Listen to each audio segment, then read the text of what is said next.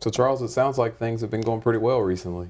Well, they've been going better. Yeah, they have. Good. I did call a friend, and we had lunch. I hadn't seen this guy in 2 or 3 years, and it was good to see him. We contacted again and agreed we'd maybe have lunch from time to time. That would be good. Good.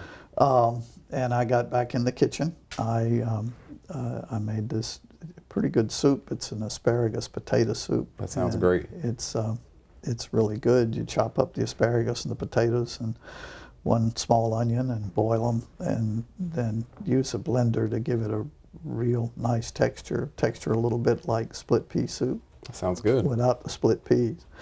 So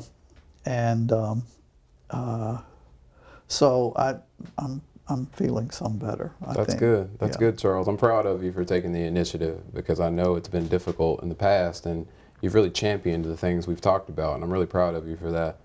One thing you did mention was the woodworking shop that we've talked about in the past. How's that been?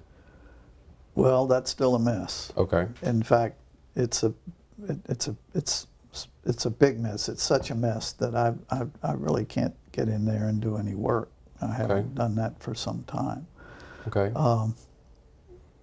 Every surface, I've got 2 workbenches and a bandsaw, and every surface has got tools and scraps of wood and plans, paper plans or instructions, that sort of thing. And so I did not get into the... Okay, well, as we've talked about in the past, it's really difficult to get started on some things that we've avoided for quite some time. So, like in the past, let's brainstorm, try to figure out how we can get some movement in the woodworking shops. Does that sound good? Sure. Okay, so one thing we've discussed in the past, Charles, is extremely important, is what you're thinking about as you're going into the woodworking shop. So what are your thoughts when you are viewing or looking at the woodworking shop? What are you thinking about? Well, when I stand there, I feel helpless. I mean, it's hopeless, it seems to me, that just to get it back in shape again. Okay, so let's explore that. So what's the evidence that it's hopeless to do some work in the woodworking shop? Well, just the mess that it is. I mean, how disorganized, and sometimes if I need a tool to do something else in the house, I can't find the tool because I know it's in there. I just don't know where it is. Okay. Screwdriver, for example. It takes longer to find it than it's worth taking the time. Okay, so it sounds like you're saying then it's disorganized and it's a mess. Yes. Okay, so how do you feel when you think about the woodworking shop that way? Hopeless. Okay. I think just I give up on it. Okay.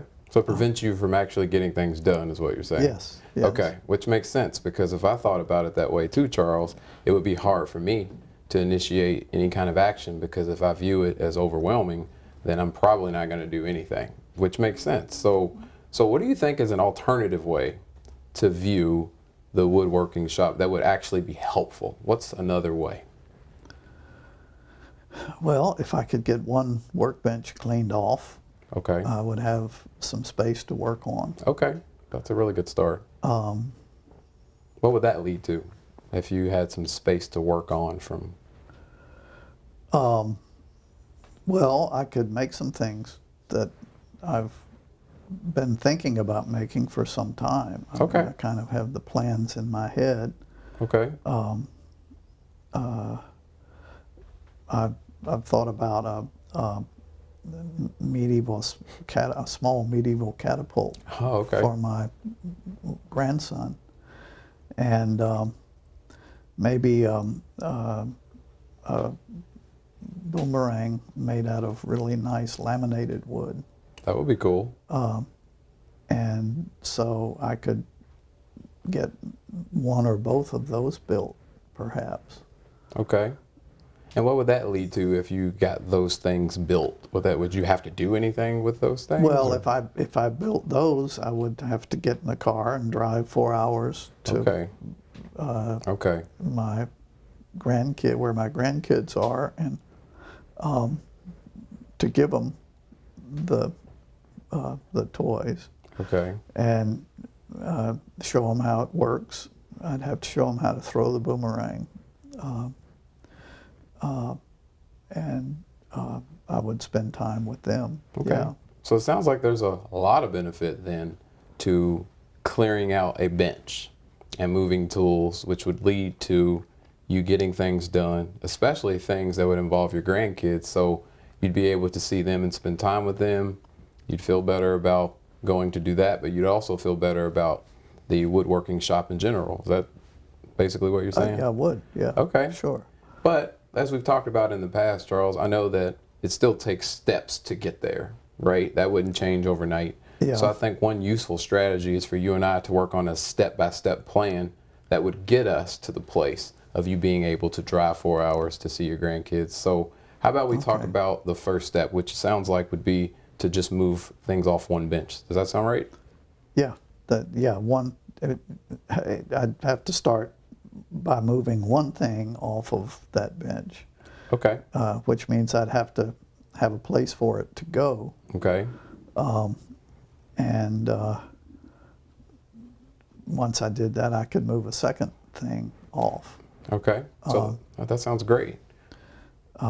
Though sometimes when I think about moving one thing off and it has to have a place to go, I feel like maybe I should build something to give it a place to go. And that's another problem. The paper is no problem. I've got a shelf with some woodworking books on it, and I could put the plans and the instructions on the shelf. I could pick one place in the shop where I'm going to put the wood scraps. Okay.